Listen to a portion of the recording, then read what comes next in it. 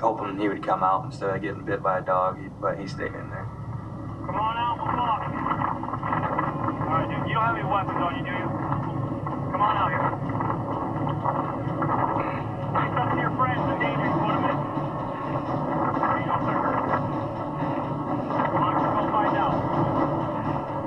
It just slowly started to work on him. He's like, all right, yeah, I know I'm done. I know I'm caught. As long as you're cool, we'll be cool. As long as you're cool, we'll be cool. Due to the fact that he'd been in the cold water for so long, he finally came out and surrendered. But now, deputies have to figure out what to do with a suspect who's been wading through sewage. Shortest trip is probably to your truck. Unfortunately for you, Lieutenant. Hey, what'd that girl throw out when we were chasing you? Still a mess out? What? Keep moving. Yeah.